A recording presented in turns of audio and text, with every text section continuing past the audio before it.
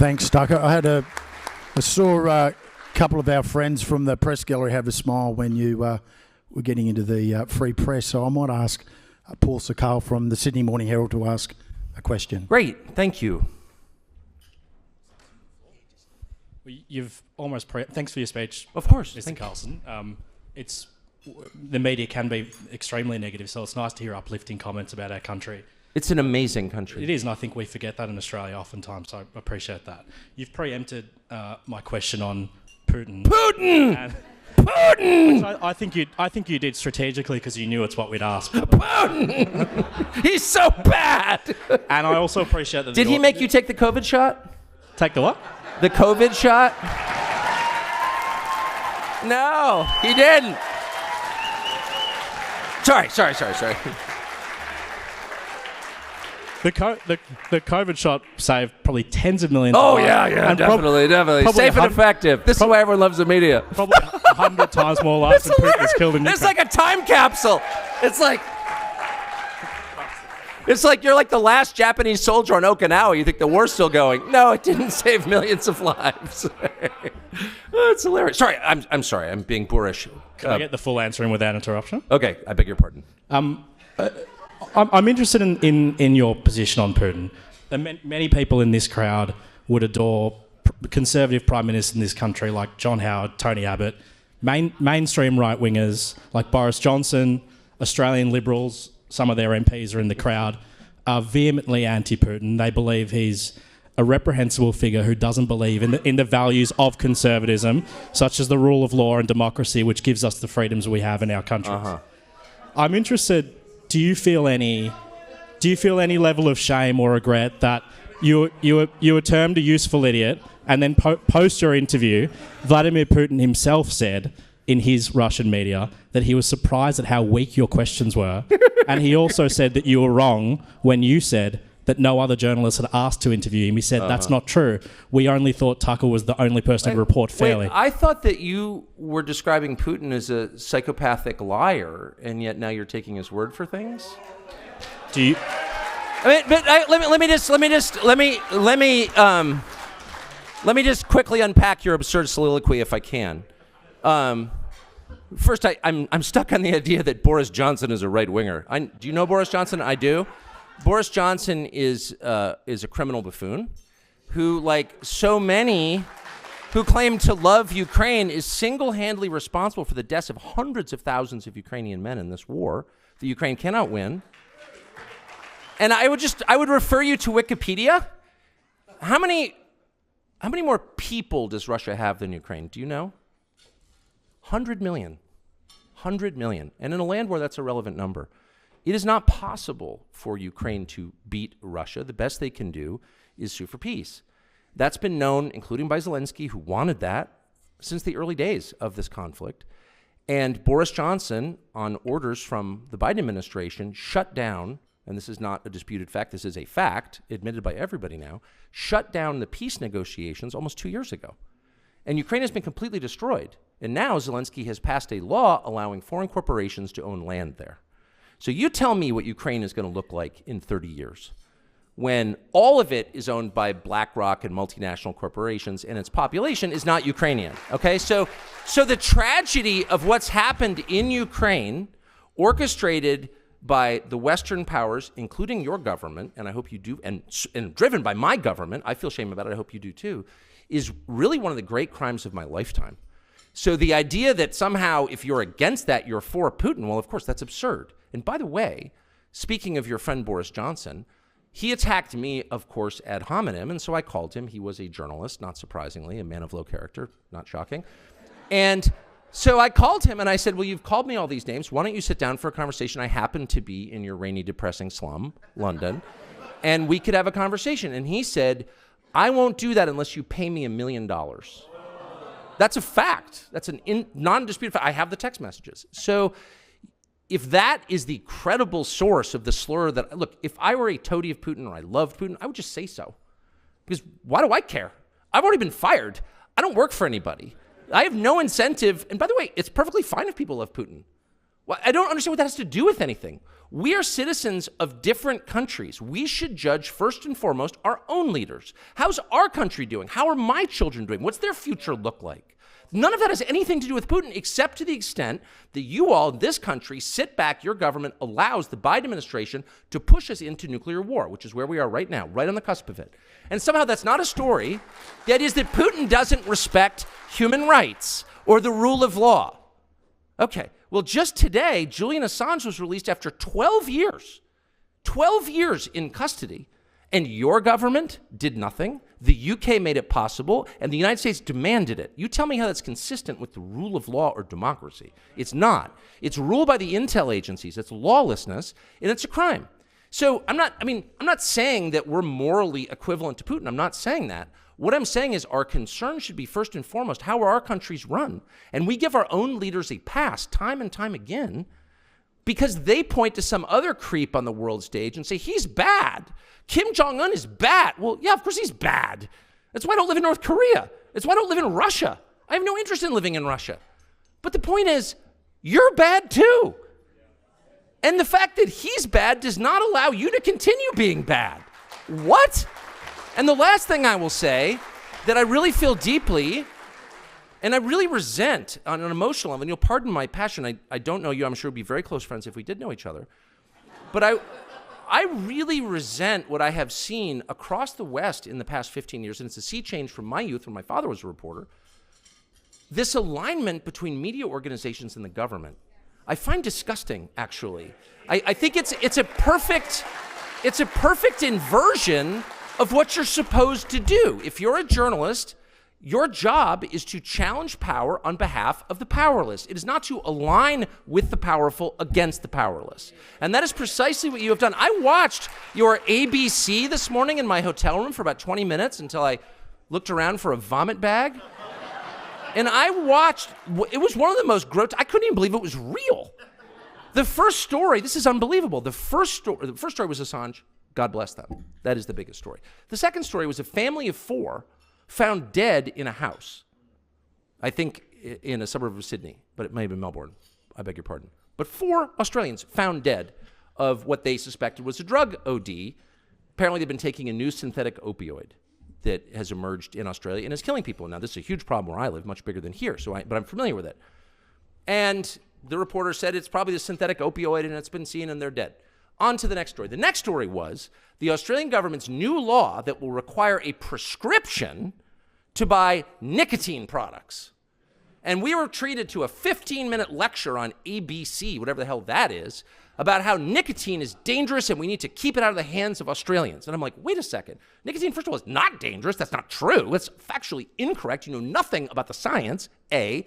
B, compared to what?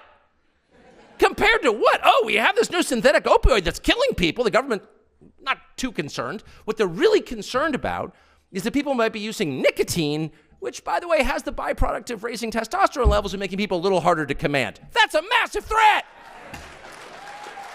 So this is the point where the media gets involved and says, wait a second, let's chart the death toll from vaping versus fentanyl. Maybe one's a little worse than the other. And what exactly are you doing about it? Why don't you press your ministers and your prime minister? What are you doing about it, about drug use? And the answer is nothing. Instead, they're hassling adults who want to use nicotine, which I would highly recommend to every person in this room as a life-enhancing, God-given chemical. That's just my view. But I'm like, a media should be like holding these people to the fire on that, or the vax injuries and deaths, which are manifold. They're everywhere. Are you joking? And in like countries that actually believe in science, and there are a few in Europe, they're looking at every vaccine causes injuries, every single one. One of my children was injured by a flu vaccine. This is known. In the United States, we're not allowed to sue. We can sue makers of playground equipment, totally fine. You can sue anybody for anything. Gun manufacturers, you cannot sue vaccine manufacturers. And every vaccine causes injuries, every single one, and there's a database publicly available in the United States that shows you how many. And the COVID vax, the mRNA vax from Pfizer, has caused more injuries than all self-reported injuries than all the previous vaccination campaigns for the last 50 years combined. And no one in the media has written a story about it. Because, well, there are a couple reasons. One is that Pfizer is one of the largest advertisers on television in the United States. And the point is not to sell the product. And I worked in television my whole life, so this is not speculation. The point is not to sell some weird drug for rheumatoid arthritis to TV viewers, because people can't prescribe their own drugs. No, that's not the point. This is not a retail sales pitch. This is an insurance policy that the drug makers are buying with the big media companies. We're your biggest advertiser. Maybe if we have a lot of vax injuries from a brand new product, you won't say too much, and they don't. I think that's completely corrupt and shameful. And I have to say, I was fired over a year ago, so I don't have to worry about this or be defensive about it because I don't have a job. So there is a certain freedom in unemployment. And so I sympathize with you guys who work for these companies that are truly corrupt, and you sort of know that, but you don't want to deal with it because you've got kids and a mortgage. I get it. I've been there. But let's just be honest. Everybody else knows what it is. Everyone else knows how corrupt you are. And so there's a reason they have contempt for you. I'm just saying. Thanks, Tucker. On that note, I might pass you over to Andrew Green from the ABC. Oh, I love it.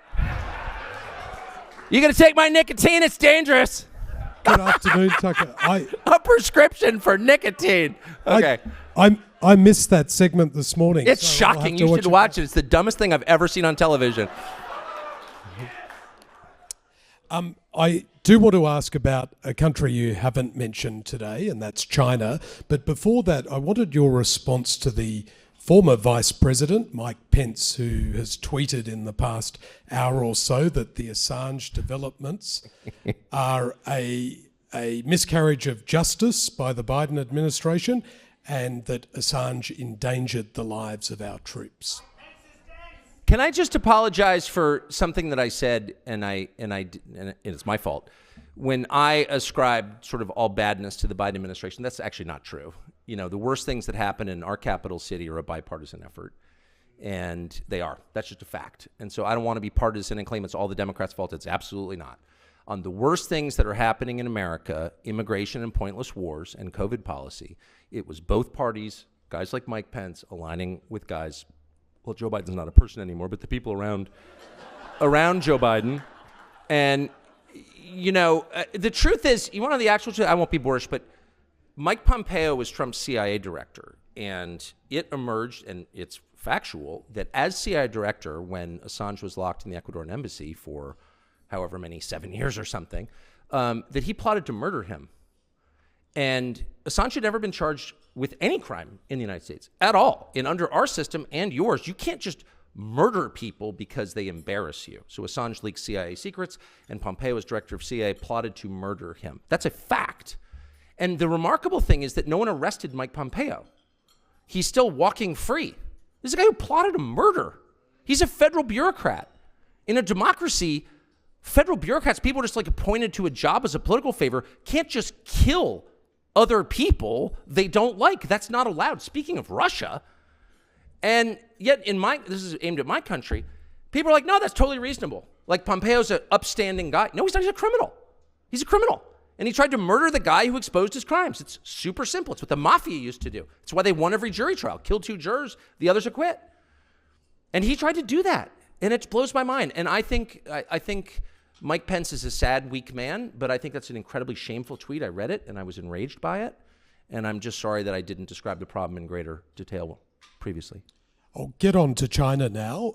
You may or may not be aware of a strategic partnership Australia is involved with your country and the United Kingdom called AUKUS, where we will get nuclear-powered submarines. Can I get your assessment of that? And it was largely in response to China. Do you think China poses a threat here? I think that, first of all, I think it's very complicated, but I think the overview is this. China has 1.4 billion people and not enough resources or land. Australia has 26 million people and a sparsely populated continent that is brimming, overflowing with resources that countries with expanding economies need. And I don't know how expensive your politicians are. I'm guessing not very. So I don't think it would be too much of a lift for China to just buy them all, and I assume they already are doing that. I mean, obviously they are doing that, and they're doing that in my country too. They bought the current president's son. So I'm not mad at China for that. Well, they did. They bought Hunter Biden. I mean, that's the whole story. and it's proven. Okay, so I'm not mad at China about that. Just for the record, I'm not particularly anti-China. I don't want to live in China. It's not my system at all, and I find a lot of parts of the culture repugnant. On the other hand, I see China, a country acting in its own interest. So I'm not mad about that. I'm mad about the countries like my own and possibly yours that allow themselves to be taken advantage of. That's the truly shameful thing. So I don't hate, again, I just don't hate China. You know, I see a rapidly growing country that will do whatever it can to help itself. And if it crushes people in the way, it will. Okay. So that's pretty reasonable. That's kind of a, time-tested model. Your job is not to be crushed. And so I'd be very, very, very concerned about it. I don't think you face an imminent invasion or anything. I do think that the concerns about China, just the size differential, the resource question, population, these are the fears that have pushed generations of Australian governments into a counterproductive alliance with the United States and Great Britain. I think the view here is that the U.S. will rescue us if we ever really have a problem. And I don't think that's true. I'm sorry to say that. And I'm just saying that as, I just don't think it's true. And I think you're unwise for believing it's true. And I think a lot of people on Taiwan thought that was true. It turns out not to be true. I think a lot of Pashtuns in Afghanistan thought that was true. A lot of Montagnards in Vietnam thought that was true. A lot of Christian Iraqis thought that was true. And all of them learned the hard way that it's not true. That in the end, countries act in their own interest. And in a democratic system, leadership changes every 4 or 8 years with different views, expressing, evolved opinions from the public. So no democratic country can be longitudinally reliable as a partner simply because its government changes so often. That's just a fact. It's not an attack. I'm not attacking the United States. I'm not attacking you. I'm just saying if you think that allowing the U.S. government to stage, foreign troops on your soil, they didn't beat you in a war, did they? Then why do they have foreign troops here? I'm sorry. I know I'm offending everybody. It's just a fact. And I don't know if that's like a huge part of your economy, but like rule one in my country is we don't have foreign troops on our soil because we're a sovereign country. And I don't understand why all these countries allow it. I mean, I love the United States. I'm glad, that we've got the whip hand, I guess. But I don't think any country should put up with that. Now, you can't have soldiers in my country. Go away. You know what I mean? Like, we can be friends, but having troops on my soil suggests not a friendship, but a master-slave relationship. And I'm just not into it at all. And I don't think you should be into it either. Thanks, Tucker. One final question from the press gallery. Kat Wong from AAP. Hi, Tucker. Thank you so much for your address today. So you talked a little bit about immigration, and in the past you've talked about how white Australians, Americans, Europeans are being replaced by non-white immigrants in what is often referred to as the Great Replacement Theory. This is the same... Have I said that whites are being replaced? Well...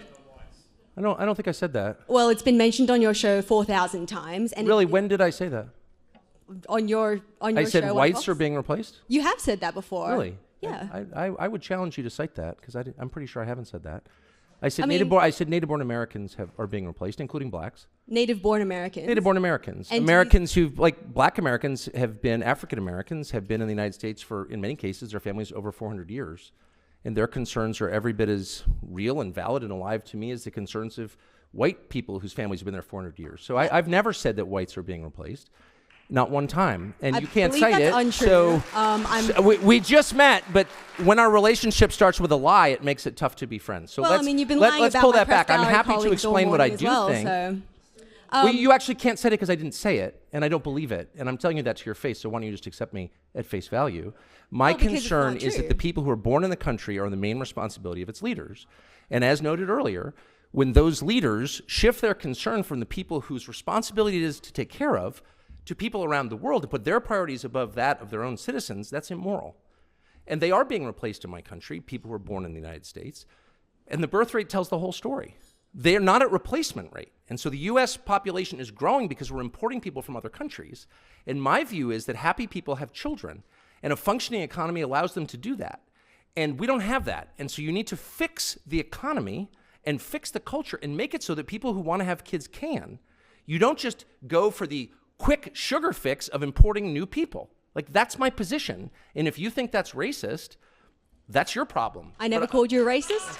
But of course you are suggesting, and I must say one of the reasons people don't like people like you in the media is that you never say exactly what you mean. Your slurs are all by implication, and you're about to tell me the great replacement theory is racist or anti-Semitic, whatever. I've said what I've said to you right now like 100 times in public. I hope to, if I live long enough, say it 100 more times. I think it's completely honest and real, not racist or scary. It's factually true. It's not a theory, it's a fact. And the whole point of your question was to be like, you're a scary racist. Well, I haven't And actually my finished my response is, question. no, I'm not. Okay, well, how about no more lying in your questions, and then I'll answer it. Okay, well, this is the same theory, or as you say, idea, that has inspired the New York Buffalo shooting where 11 black Americans were killed. On. 2 You know white what I mean? Americans were killed. Like, And it's also okay, inspired... it's not, first of all... It's inspired one of the worst Australian guns How do of they all get time people to this shoot stupid in the media? I guess it doesn't pay well. Look, I'm sorry. I've lived among people like you for too long, and I don't mean to call you stupid. Maybe you're just pretending to be, but I'm totally against violence. I'm totally against the war in Ukraine, for example, which doubtless you support. And like all dutiful liberals, support more carnage. I don't. I hate mass shootings, actually. Nothing I said, what does it mean to inspire something? My views are not bigoted against any group. They're honest, they're factual. That's not hate, that's reality. And my views derive from my deep concern for Americans, actually. Americans aren't having kids because they can't afford to. And nobody in charge cares. And so that's my position. That doesn't inspire mass shootings. How dare you try to tie me to some lunatic who murdered people? How dare you, actually? And in fact, I mean, do you know what I mean? I'd be like, Hitler wore those shoes. A lot of people are saying that you're like Hitler. Can you explain those shoes? Hitler wore exactly the same shoes, and you're like, I've got nothing to do with Hitler. Well, that's how I feel about your absurd, disingenuous question. Right, so therefore you support gun control? What? I thought it couldn't don't get want any more dumber, but it shootings? did. No, I don't support disarming law-abiding people so they can't defend themselves. So the government has a monopoly on violence? I don't think so. First of all, in my country, that's illegal, as you know. But moreover, it should be illegal in every country. A sovereign person has the right to defend himself and his family. Period. And that said, I'm totally opposed to harming anyone. Are you concerned about the war in Ukraine? And the countless innocents being murdered there every single day? I doubt you are. Probably Putin bad. I am. I'm a Christian. I hate violence. I hate mass shootings. I have guns at home, and often on my person when I'm in the United States, I'm proud to say, because I want to defend myself and those I love against violence. That's the point. I'm not perpetrating crimes. I'm not shooting strangers. I'm defending what I love. And if you're against that, I guess I would ask why. Why would you be against that? Well, so you don't think you harbor any kind of responsibility for these hate crimes? I'm sorry. I'm trying to be charitable. I was like, maybe you're just pretending to be dumb. Now I don't think it's an act. Tucker, thank you for taking those questions. I'm sure you enjoyed some Actually, I questions from the loved it. I press. just feel sorry. I mean, because I got here and the country's so unbelievably beautiful and the people are so cheerful and funny and cool and smart. I'm like, your media's got to be better than ours. It can't just be a bunch of castrated robots reading questions from the boss. And then it turns out it's exactly the same, maybe even a tiny bit dumber.